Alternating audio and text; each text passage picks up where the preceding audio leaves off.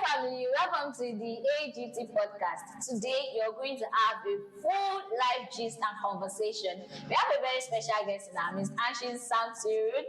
Welcome for joining us today. Thank you. Samson Ruth, let me use Mrs. or Miss. Miss, please. Miss Samson Ruth is a recent graduate of the Federal University, Ekiti. What is your course, and tell us about experience, the undergraduate experience actually. Okay. First laugh. That was needed. Okay, I studied plant science and biotechnology. Wow. Or the biotechnology, the more. So, my experience as a student in Federal University of Ekiti is one that I can never forget in my life. You know, 100 level, I was hyper social. Wow. You know, I was everywhere. I was in the political space. I was any event, just look for me. I'm always there. So, first semester exam came, we did it, and my results. When I saw my results, you cannot believe I was very close to probation. Wow. So then I got, let me say, I got someone that was actually there for when I was in school. Like I looked up to him as an elder brother. So his name is Lincoln. So Lincoln started guiding me from my level second semester up to when I graduated from FUE. He has been a great help to me. In fact, it got to some points that my grade was actually increasing. You know, in school, your GP will be increasing, but your CGPA will be decreasing. Hi, God. So there was even a time that I had to, you know, go to panel because of an issue that happened. For the first semester, you know, sometimes I have to stand up to lecturers. Being in the political space, I was the governor for 4 years, like on my department, my level. So I did other, you know, holding other positions. And everything. Being in the social space, the political space, in school, it was so overwhelming. But here I am today. Wow. I'm a graduate. I graduated well, not just a graduate. I graduated well. Wow. That's really fascinating, and I think I want us to talk more on the political aspect, because I'm also a political student. Like, I don't study political science. I'm a psychology student, and I hold a political position actually, and I think I'm going to aspire more.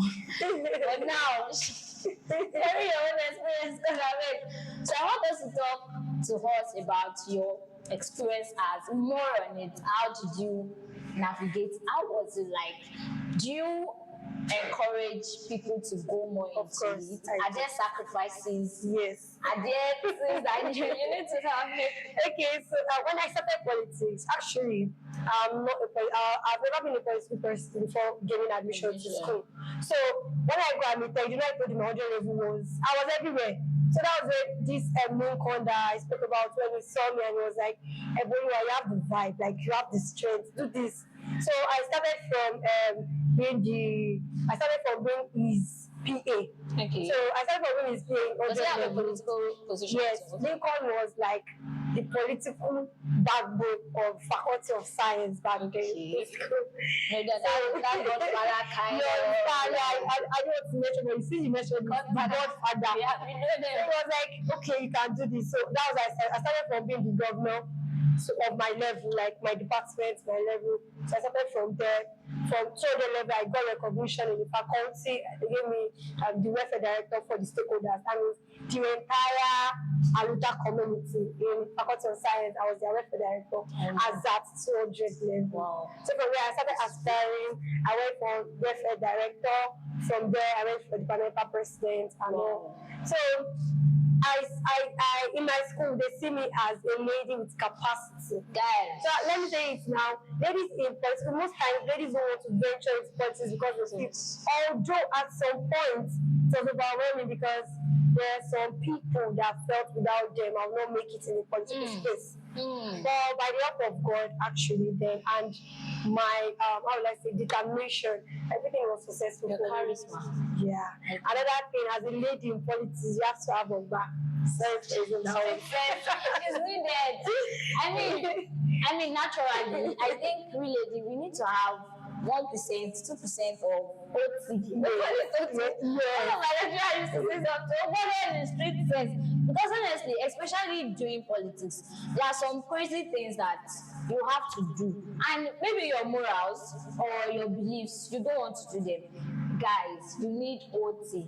And now I want to talk about the social aspect. How did you cope? Because honestly, I think I find my mini me in or maxi me in you. I'm also a social person. I mean, I don't go to all events. I maintain my boundaries, but you know, I'm already popular. I want to go like just ask for goodness in my level alone. I'm a popular person. So how I know a lot of people do ask me that goodness. In a day you can attend like how many departmental meeting, stakeholders meeting, church is there now, you have to, and then get home, bro, you have to read because in my department you must know book oh, lecturer will hold you for hand. So I want to know how you maintained, that lifestyle, how you balanced it. I mean, Okay. I know what I'm saying. Okay, so for me, being social actually comes naturally. Natural, Because it's yeah. something that I've been doing from my secondary school. Like I'm very popular in my secondary school days. So getting into the university and mixing my sociality, Be hard. it was not hard for me at all. So in fact, I'm one of the people that any party, I'm always there. Like I'm always there. But then when it comes to my academics, I don't joke with it. So I was able to balance my political, my social, and my academics together. At some point, it was too much. I was playing football, like I was in the sports space too, but I had to drop one of it because I could not manage. Because at some point, it became so overwhelming that it was affecting me mentally. Because I was here, and at some point, I got so tired. I can relate. I can relate. So I dropped the sports space. Then I reduced my sociality. Although I was always there too, but I'm not really hyper reactive the way I was. So I held on to the politics because, of course, that's what The spirit is so I was able to. But anyway, I'm not the type that reads before exam. I read a day to exam, like a night before my paper. That's the only time that I get to so that was how I was able to do it. I think the place of time management too comes because when I was in 100 level, I noticed that goodness, you're not going to be small in this department, and you need to start planning for yourself now. Yeah. When I was in 100 level, I had first semester, I had 4 points. I mean, it was a great fit for me, blah blah blah.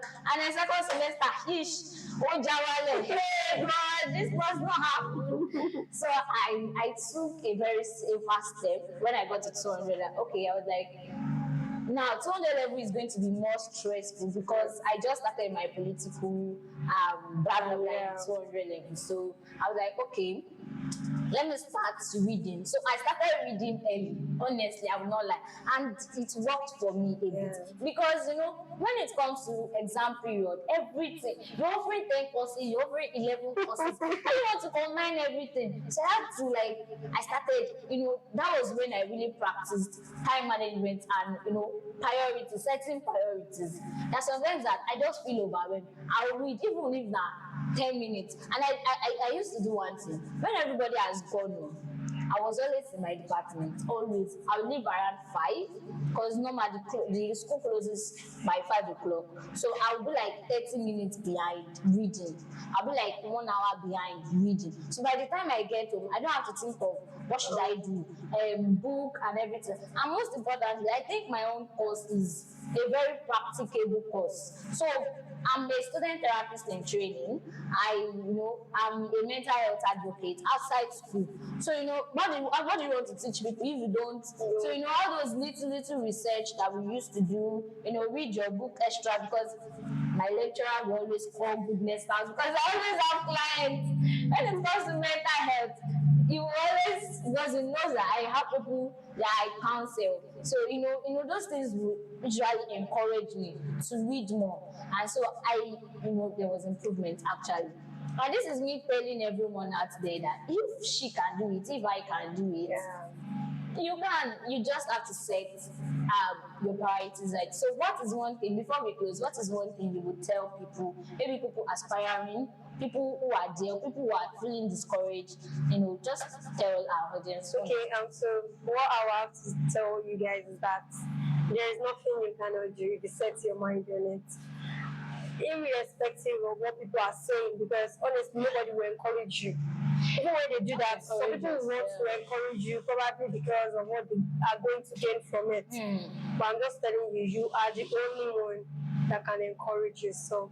So whatever you are doing, put your determination and believe that you can get it done. Thank you very much. I believe this is going to help someone. I believe so. So thank you for listening to this podcast. Thank you for joining us, Miss Something Ruth. And I hope that you have learned one or two things today. See you in my next episode and podcast. Thank you.